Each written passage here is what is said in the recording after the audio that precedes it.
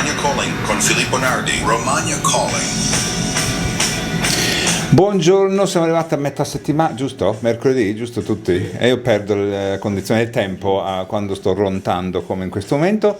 Io sono Filippo Nardi, state ascoltando Romagna Calling su Radio Centrale.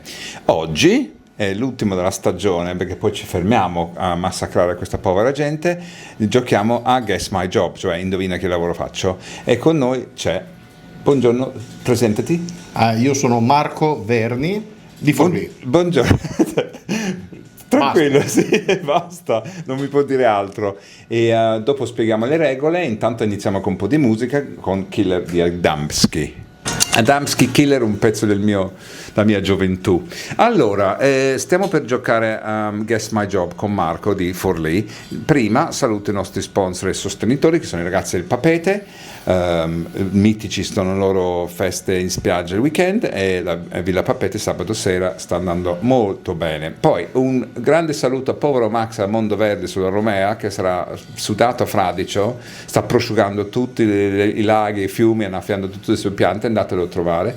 E ragazzi Sarettina, dove stasera andrò a mangiarmi 2 fischioni sulla carta da forno, le soglioline, un pinzimonio e qualche antipasto, con i piedi nella sabbia. Bene, Marco mi sta guardando in modo particolare. Allora, c'è qui con me Marco, che è più o meno la mia età, che deve indovinare che lavoro faccia. Il problema qual è? Che lui non lo sa, ma mi ha già dato l'indizio, perché non mi sfugge niente Marco. Allora, perché prima dicevi, il microfono, non so se c'è il filtro per la S, le frequenze, normalmente le frequenze alte. Questo mi dà già un indizio di cosa faccio. È una cosa tecnica. Allora, Marco, tu puoi rispondere o sì o no. Mm-hmm. Su ogni no mandiamo un pezzo di musica, così ci posso pensare, e tra 3/4 d'ora, un'oretta, iniziate a darmi dei indizi, perché la cosa più interessante è parlare esattamente di cosa. Ok.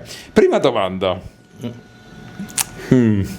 Prima domanda, suggerita da Jimmy, che è qui con noi. Tra l'altro un ringraziamento anche a Max Press, che è oggi in regia, perché il grandissimo direttore Roberto Righi è a farsi una bella vacanza di 3 settimane a St. Barts in un yacht, giusto? Speriamo che ci manda qualche foto, queste cartoline. Allora Marco, abbiamo interrotto la tua giornata? Sì, ma non è un problema. Ok, quindi è un sì, ma non è un problema. Quindi tu sei, come si dice, gestisci tu la tua giornata, il tuo lavoro? Sei un libero professionista? Sì. Ok. Un campo tecnico? No. Ok, intendo tecnico nel senso ci sono ingegneri, astrofisici, geometri, architetti, matematici, scientifico? No. Cavolo, vai. Allora partiamo per il secondo pezzo di musica, che è Coolio, Gangster Paradise. Max Press in regia vi sta scombussolando con la sua fermezza, un po' tipo Thatcher, sei un po' Thatcher nella regia, cioè l'Iron Max. Niente, non parla. Dì qualcosa Max, di ciao almeno. C'ho da fare. Ok, sono qui con Marco che gioca a Guess My Job, e dopo c'è stato un grande blocco di musica e pubblicità, quindi facciamo riassumiamo. Allora Marco, non ho disturbato più la sua giornata, non ho dovuto chiedere permessi per essere qua, quindi si autogestisce, è un libero professionista, fa qualcosa di misterioso, ma non necessariamente nel tecnico, cioè nel tecnico è vero senza parola, tipo numerico, molto complicato, da quello che ho capito, non mi dire niente. Allora, sei freelance e hai dei clienti, cioè lavori per la gloria, non lo so. Qualcuno no, li pagherà. Non ho clienti. Non hai clienti? No, non ho clienti. Non ha clienti. Clienti? Io non ho clienti. Vabbè, allora sei pagato per quello che fai? Certo. È una persona, non ha pazienza, io non sono italiano, ma uno che lavora, fornisce e viene pagato, la persona che paga è un cliente. Perché ti ha ingaggiato per fare questo lavoro? Io non lo considero cliente, cioè tecnicamente non è un cliente. Il mistero si infittisce adesso. Allora, non è un cliente, ma fornisce un servizio? Io? Sì, tu Marco. Ma un servizio, vuoi chiamare servizio? Proprio non è un servizio. Non è un servizio, non ha clienti, fai il filosofo, stai tutto il giorno a pensare alle cose. No. Sarà difficile. Faccio un'ultima domanda e poi mandiamo un po' di musica. Allora, io potrei rivolgermi a te per quello che fai? Secondo te avrei bisogno? Volendo, nel senso che potresti, però non credo che ti potrebbe, insomma, a qualcuno mi contatta anche privatamente, ma non è il mio lavoro principale. Ok, quindi non sei un ginecologo, perché non avrei bisogno. Allora, privatamente, quindi pubblicamente ti contatta, cioè enti grossi tipo lavoro per lo Stato? No. Ma basta, vai, ci devo pensare. Ok, Rebel Rebel di David Bowie. Nel frattempo Marco qui che sta con noi a giocare a Guess My Job mi ha scombussolato totalmente, perché dice che non ha clienti, nel vero senza parola, e non fornisce un servizio. Ok, però la prossima domanda è che questo lavoro che tu fai hai sempre voluto farlo e ci vuole un addestramento, un insegnamento preciso che dura tutti questi anni? Ma io ho scoperto che esisteva questo lavoro a 7 anni. Ah. Mi sarebbe piaciuto farlo, ma lo credevo, diciamo, difficile, va, diciamo così, se non A impossibile. 7 anni? Sì, a 7 anni mi sarebbe piaciuto farlo, ma mi rendevo conto che era qualcosa Tipo di il inarrivabile. collauditore del Lego. No, secondo me era Di più giocattoli. facile. Era più facile. È più facile. Quindi è una cosa complicata e ci vuole. No, Cioè, ma complicata, ma a me mi sembrava inarrivabile. Ecco. ok, e ci sono dei posti dove ti insegnano a fare questo lavoro, cioè ci sarà un corso di fare questo, o c'è solo l'apprendistato? Ci si può arrivare in tante maniere. Ok, la si fa con le mani o solo con la testa? Le mani le usi, ma ci vuole anche la testa. Ok, vabbè. Ma io E penso sei che anche sei se fai i schifissimo. cappelletti ci vuole la testa, perché non è che li fai a casaccio. Ma un pensatore usa solo la testa, magari scrive quello che pensa, però, però usa anche le mani. sì, nel senso artigianale intendo. Cioè non crei niente. No, io creo. Ok, crei qualcosa, c'è un prodotto finale. Sì? Che fai con le mani? Sì. Ok, quindi la risposta è sì. Bene, allora crei, quindi sei un artigiano. In un certo senso sì. E ce ne sono tanti di te in giro? Hai Tanti, colleghi e vi confrontate? Dipende cosa intendi. Sì, in confronto, ne conosco. Tanti dipende cosa intendi per tanti, però Non sei l'unico? no, l'unico no. Ok, quindi è una roba che non è fatto solo da te, perché abbiamo avuto anche ospite uno che fa l'allevatore di carpe, che è l'unico d'Italia, quindi non sei l'unico d'Italia. No, assolutamente. Ok. È un lavoro che c'è in tutto il mondo comunque. Ok. Ed è molto, cioè il mercato del lavoro che fai c'è più in Italia o più in altri posti del mondo? Qual è il posto del mondo dove c'è più richiesta per il lavoro che fai? Credo in Giappone. Ok, in Giappone. Allora, cosa hanno i giapponesi in particolare? Sono precisi? Le carpe core. Le carpe, anche tu, carpe core. E i giapponesi sono precisi, sono molto legati al quality control, tecnici. E questo è il materiale che usi per produrre questo prodotto finale. Si trova in Italia o devi farlo arrivare dall'estero? Lo riesco a trovare anche in Italia. Ma non si trova facilmente. No, non si trova facilmente. Almeno il prodotto che uso io, ce ne sono di però quello specifico che uso io si fa fatica a trovare. Ok, allora stiamo stringendo piano piano per capire che loro faccia Marco.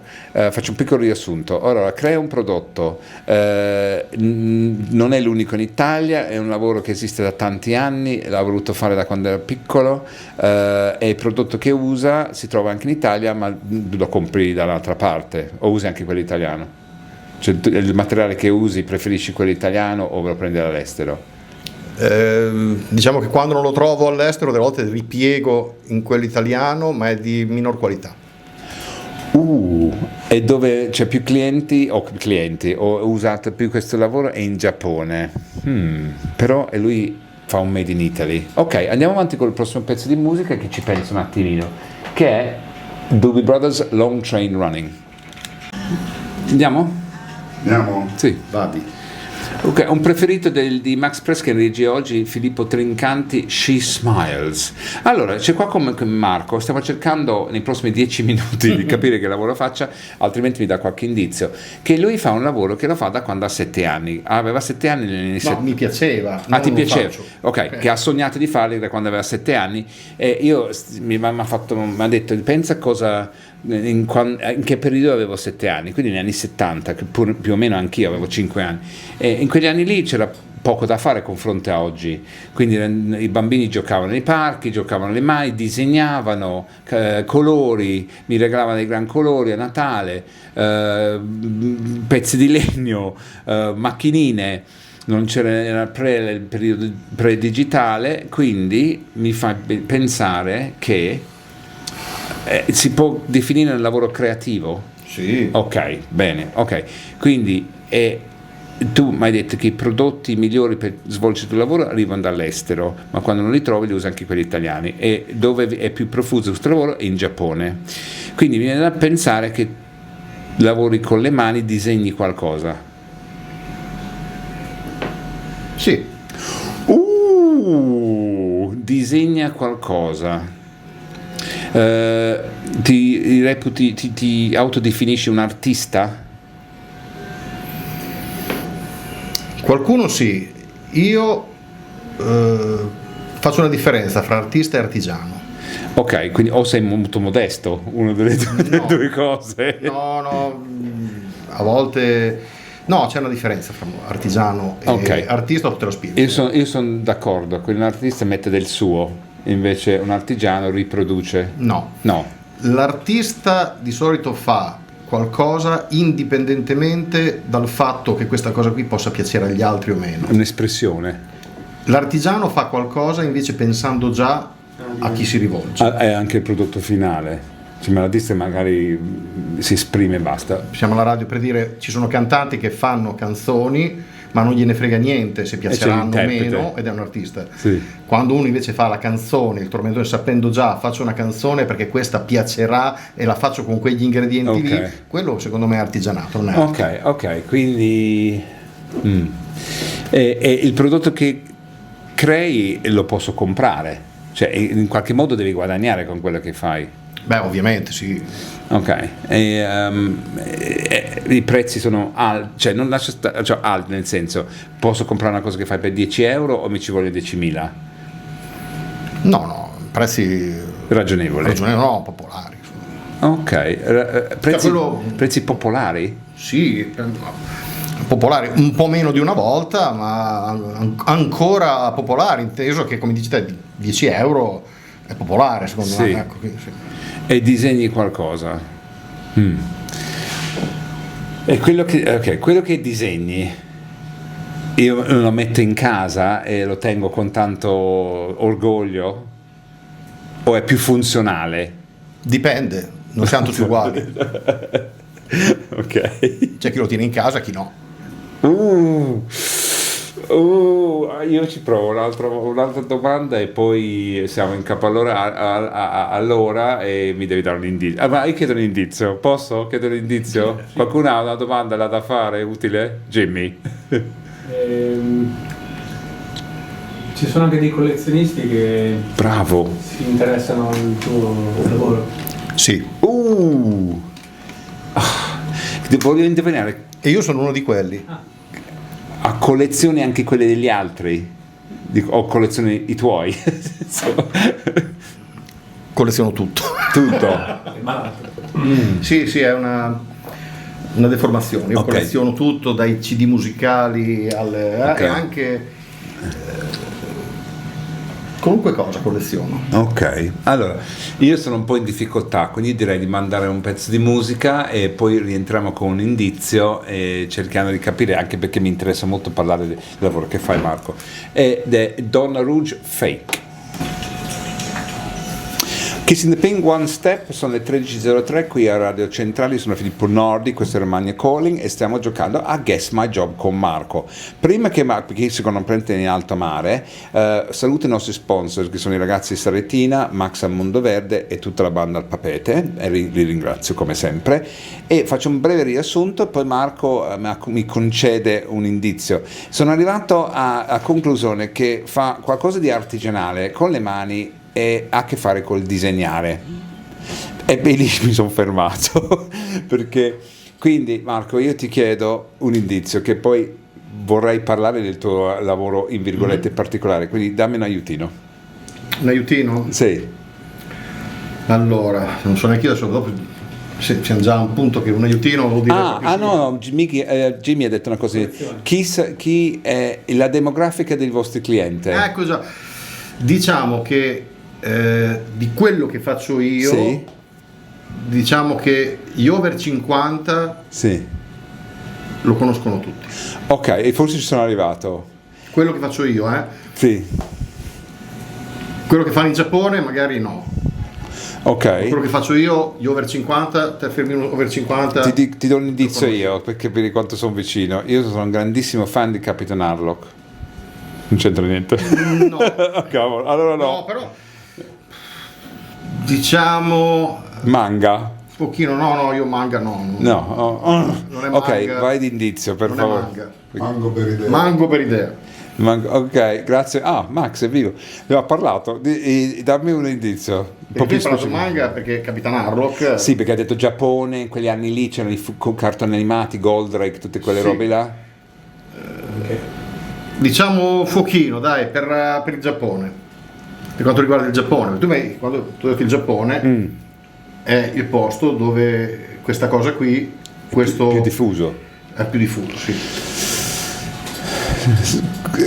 Mettiti un po' più vicino, Vicino? non troppo vicino, non troppo lontano. Di solito è una spanna, guarda così. Ok. Ok, non stiamo parlando di manga, non stiamo parlando di robotica, cioè tutti i robot, Goldrake, Mazinga. Ma tu manga, Manga sono i disegni, quelli giapponesi. I fumettistica giapponesi si chiama manga, giusto? sì, ma tu hai parlato di Capitan Harlock, che è comunque Sì, io sono un fan di Capitan Harlock. ma è televisivo. Sì, era un cartone animato che mandavano in televisione in quegli anni là, anche anni 80. Sì. Però ha detto non c'entra niente. No, non c'entra niente alla televisione. Quindi cartaceo, fumettista, cioè si chiama così il tuo mestiere? Sì, Sei un fumettista? sì. No, grandissimo. Perché in di effetti quelli- i manga in Giappone è il paese dove vendono di più, cioè il fumetto giapponese in Giappone vende milioni di copie, stranamente, perché diciamo, è un genere in crisi ormai dappertutto, anche in America, in A Italia. parte per i collezionisti. Sì, collezionisti, però le grosse vendite che c'erano negli anni 70, appunto, quando io ero bambino, è vero. negli anni 70 cosa faceva un bambino? Dicevi pure, Leggeva i le fumetti. costruzioni. Quando pioveva, che dovevi stare in casa, che facevi? Leggevi i fumetti. Perché la televisione cominciava alle 5 di pomeriggio. Sì, è vero. è E vero. quindi leggevi i fumetti. Che bello, ma tu hai inventato un personaggio? No, io ti ho detto che il personaggio che realizzo io era il mio sogno da bambino. Il primo personaggio che io Dovresti ho immaginare letto esattamente quando Magari non c'era in avevo Inghilterra. 7 anni. Sì. Io lessi questo fumetto a 7 anni, rimasi Sì. folgorato, me lo comprò la mia nonna e tipo c'erano degli indiani bellissimi in copertina. Tex Will, come si chiama? Ma non c'era in Inghilterra quelli lì, però. Scusa, mi no, ricordo. in Inghilterra no, è uno dei pochi paesi dove questo fumetto non è mai stato tradotto, Ma, credo. con gli indiani cowboy in Italia cosa c'era? Tex? Quelli, mi Sì, ricordo diciamo quelli- che è un parente, dai. Ah, non sapevo. Però tu hai esatto. In Inghilterra no, è un personaggio che è molto famoso. In Italia. In Italia. Tipo Diabolic, come i famosi, che anche lui come non famosità c'è. sì. Ah! Non è E- vero, ho fatto l'indizio da Madonna Max Press. Non è Zorro, Beh, allora la Z, chi è Zorro? Come si chiama lui? Non lo vedo da qua, c'ho un'età. Zagor, ma è il creatore di Zagor? No, non sono il creatore. Ah, sì. Io a 7 anni ho trovato Zagor in edicola, Sì. e il mio sogno da bambino, a dire come mi piacerebbe disegnare queste storie qui che mi fanno cioè da bambino,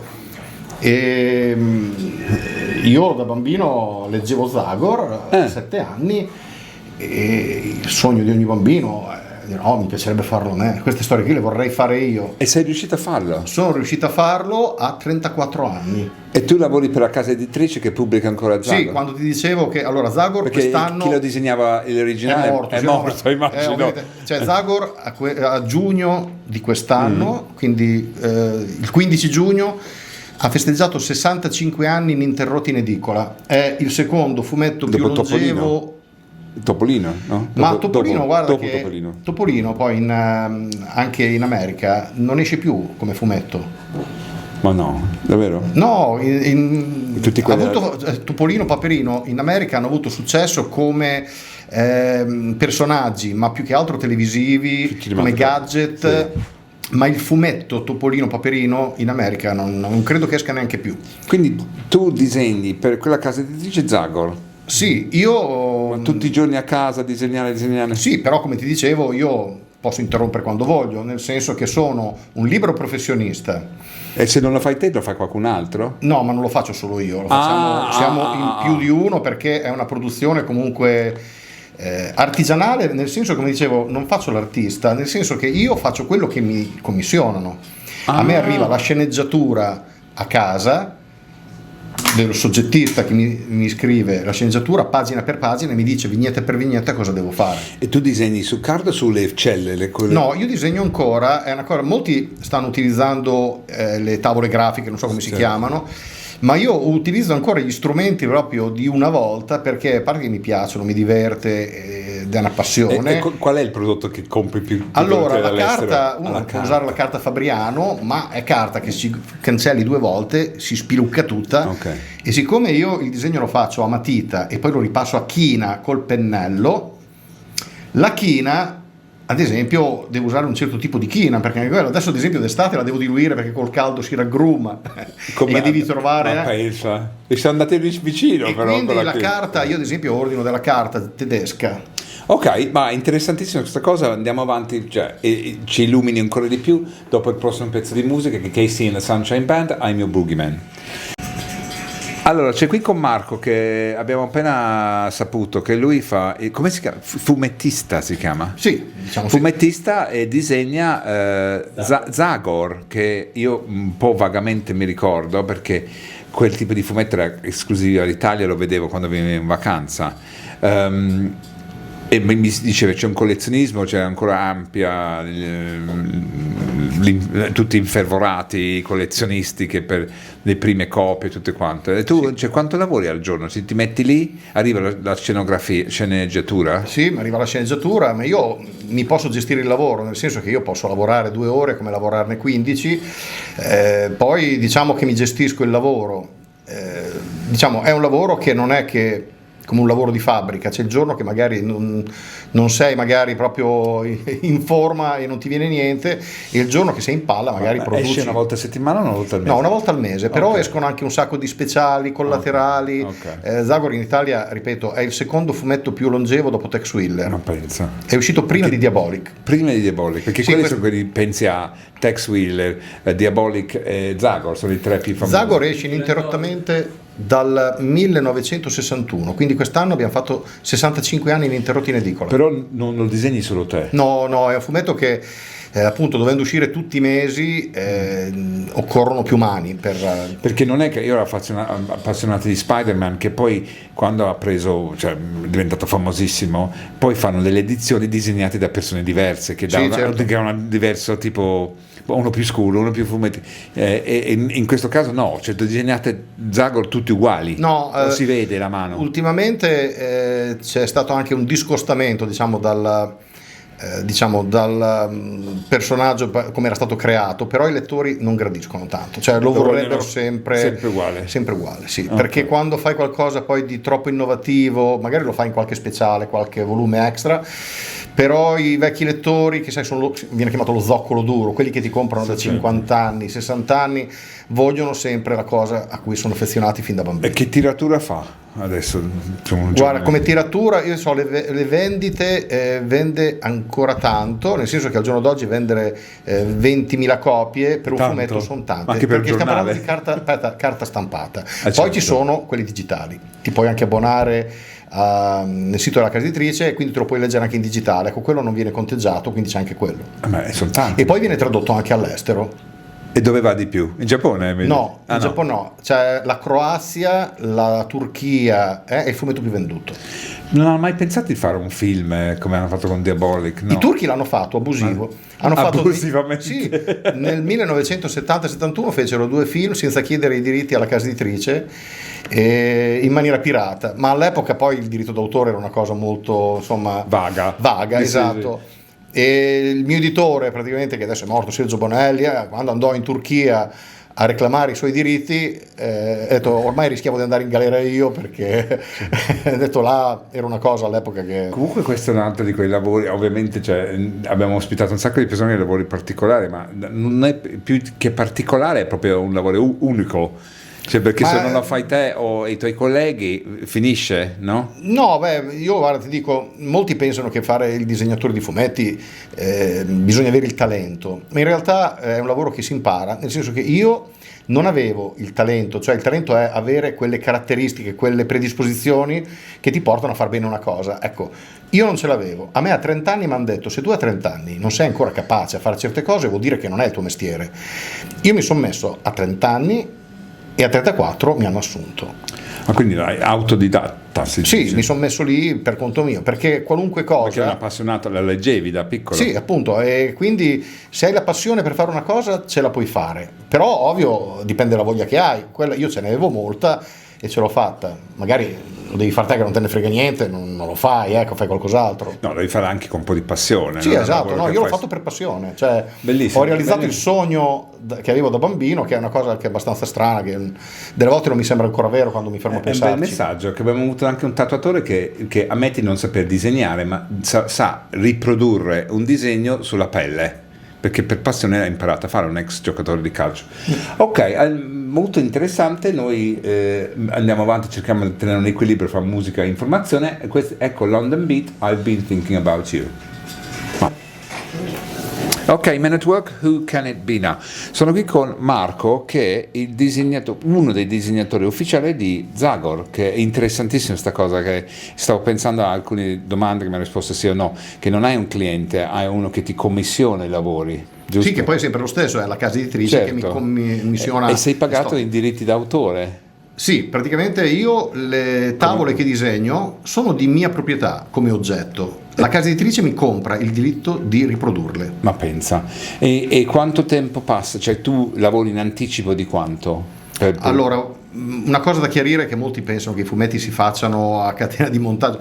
Io per fare una pagina ci metto un giorno e mezzo, delle volte diciamo faccio 15 pagine al mese. 15... Ah, però. Uno pensa, perché c'è un gran lavoro dietro, cioè, E quante pagine ci sono in ogni... un fumetto ne ha 94, Ah, quindi però. considera che per fare un fumetto io ci metto 6 mesi.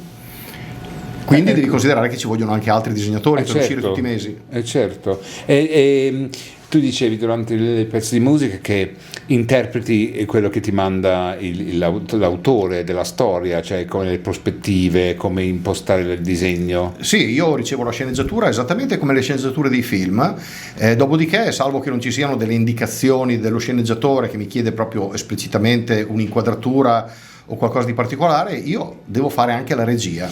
E ti hanno mai mandato indietro una cosa dicendo rifarla perché questo non va bene così? Ma succede molto spesso. Io Fai delle bozze e poi ti dicono sì o diciamo no? che i miei colleghi, il 90% prepara le pagine a matita, le fa vedere le scansioni in redazione, gli dicono le correzioni da fare e lui le corregge e poi inchiostra. Io invece Quindi le fai a matita? sì, prima a matita e poi Inchiostro. ripassi a china per fissarlo, perché la matita non è riproducibile. Io invece faccio subito io disegno a strisce come le strip, Sì, certo. perché è molto più comodo, più maneggevole. Il famoso Dopodiché, comic strip. esatto, Si io dice. faccio 3 strip, le attacco con il nastro e la tavola è pronta. Però io ogni volta che faccio una strip la finisco. Quindi, Peccato non hai portato da qualcosa da farci vedere, no? no, a perché parte- sennò dopo scoprivi subito. È vero, è vero. Ma è interessantissima questa cosa. È anche un lavoro, diciamo, sperando di no, che andrà piano piano a morire in virgolette, perché purtroppo col sì. digitale, con l'AI uno dice riprodurmi Zagor che sta sparando ad un nemico. E l'AI lo fa 10 riproduzioni e tu scegli quello che va bene. Ma diciamo che c'è questo rischio, ma un rischio peggiore secondo me è che stanno chiudendo tutte le edicole e sta diventando un problema venderli i fumetti. Nel senso che noi in effetti i cinquantenni che leggono Zagor ci sono ancora, ma tanti non sanno più dove comprarlo perché chiude l'edicola del paese, quindi diventa anche fatica. Ma poi fa anche l'abbonamento, immagino. Adesso la casa editrice, che non l'aveva mai fatto in più di 60 anni, ha cominciato a fare gli abbonamenti perché altrimenti non si riesce a distribuire più, perché l'edicola, io dove mi giro vedo un'edicola chiusa tutti i giorni. E quante copie stampano al mese? Beh, di Zagor ho detto, Zagor vende sulle 20.000 copie e per distribuirlo in tutte le edicole ne devi stampare quasi il doppio, un po' meno. Zagor ha dei clienti molto affezionati, quindi lo comprano sempre nella stessa edicola. Poi la casa editrice ne stampa milioni, perché c'è Tex, Dylan Dog, quindi sono tanti fumetti, ecco. Ancora per qualche anno ci siamo, lo possiamo. Ma speriamo, ecco, anche perché io la pensione è ancora lontana, quindi vorrei lavorare ancora qualche anno. Ok, ma è come tutti i nostri ospiti e come tutti i giorni noi chiediamo un disco limone e praticamente che è quel disco che ti ricorda momenti romantici che più o meno siamo allo stesso periodo io e te, perché avendo 2 anni di differenza, e tu Marco hai scelto un disco di Umberto Tozzi che adesso ascoltiamo, il tuo disco limone. Va bene.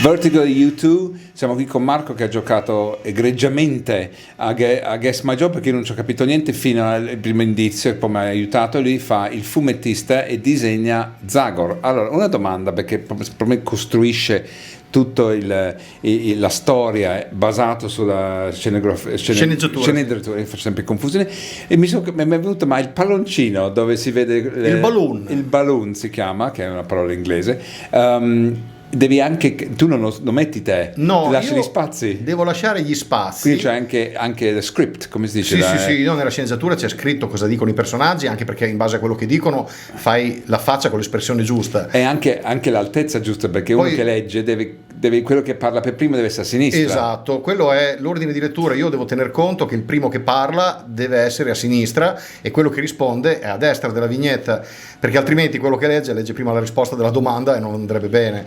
E i balloon li mettono in redazione, adesso li mettono in digitale. Una volta c'erano delle signore, lo facevano delle donne, non so che questi balloon li facevano sulla carta adesiva e le appiccicavano sopra le tavole originali. Addirittura? Sì. C'era proprio un manuale tutto, sì, praticamente. Ma io li andai a vedere perché praticamente prendevano la carta adesiva e non era un normografo, loro con i rapidograph scrivevano il testo tenendo 2 righelli distanziati uno dall'altro e dentro lo spazio scrivevano a mano.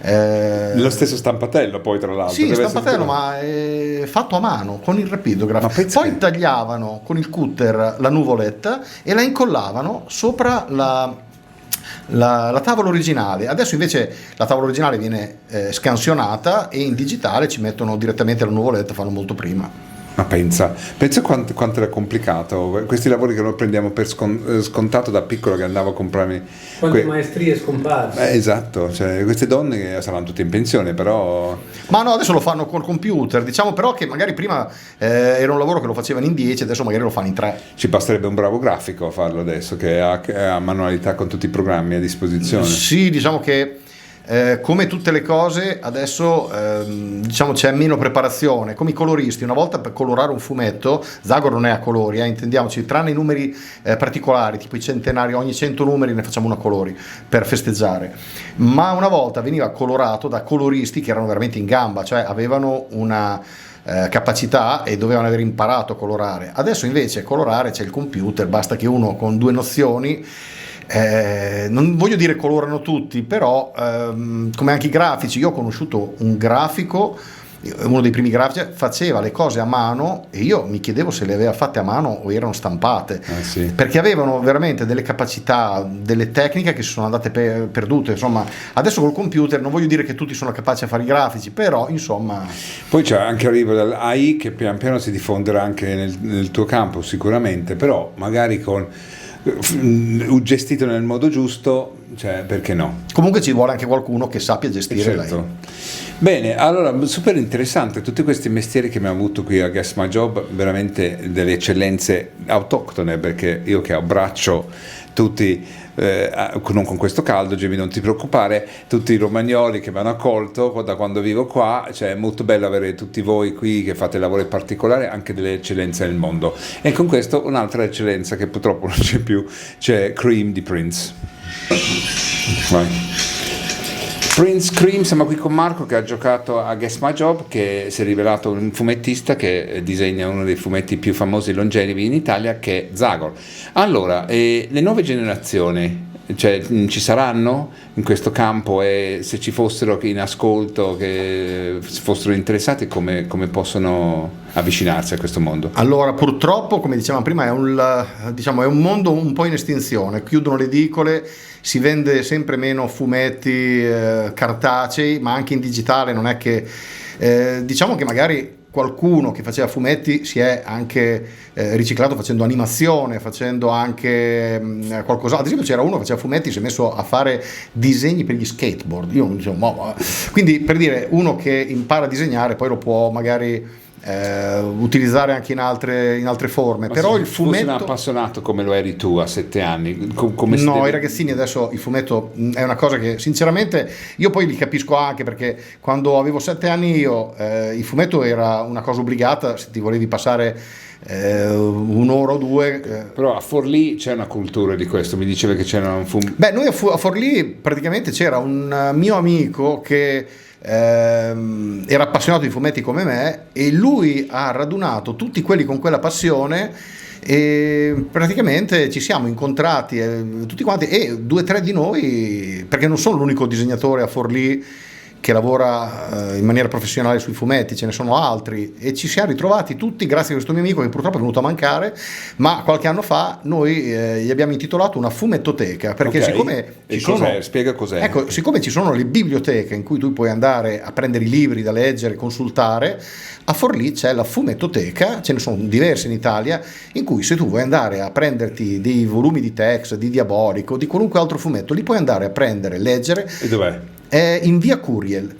La fumettoteca, se andate online ci sono tutti i riferimenti, e oltre alla fumettoteca c'è anche la fanzinoteca, che è specializzata nelle fanzine, che sono le produzioni amatoriali fatte dagli appassionati, e noi le facevamo a Forlì, trovandoci a casa di questo mio amico, facevamo i fumetti noi disegnati in maniera rudimentale, li stampavamo con le fotocopie e li distribuivamo agli amici. Queste sono le fanzine, e la fanzinoteca a Forlì è l'unica in Italia. E dov'è? Dove si trova? Sempre in via Curiel, è abbinata con la fumettoteca. Bellissimo. E per dire qualche anno fa, pensate, il comune, che una cosa che magari capisco che non sia di interesse primario,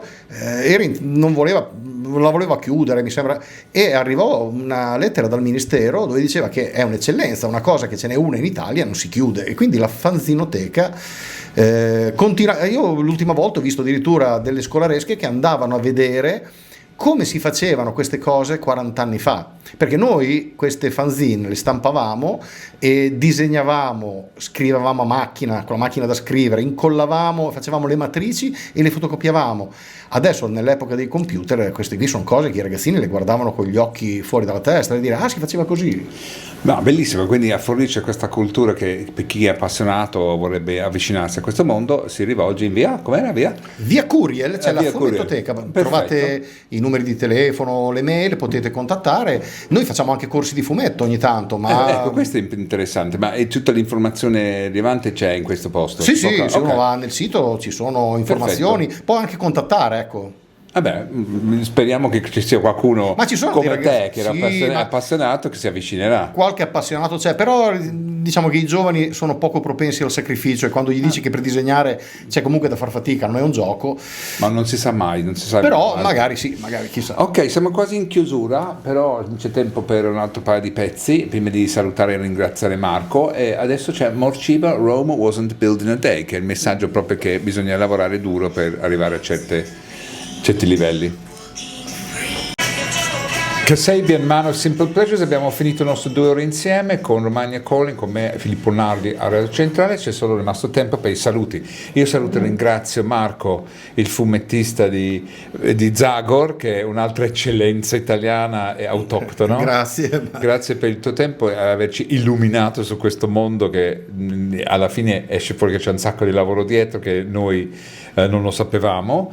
Ringrazio anche i nostri sponsor, i ragazzi di Saretina, del Papete e di Max a Mondoverde, e risintonizzatevi domani alla stessa ora, a mezzogiorno, per un'altra puntata di Romagna Calling. Un buon pomeriggio a tutti con questo bellissimo fresco. State riparati, idratatevi. Un saluto da me e di nuovo da Marco. Ciao a tutti e Da grazie dell'ascolto. Da Max Press in regia e da Jimmy che ha ripreso tutto, che troverete su YouTube a breve. Buon pomeriggio a tutti, ciao! Oh, grazie.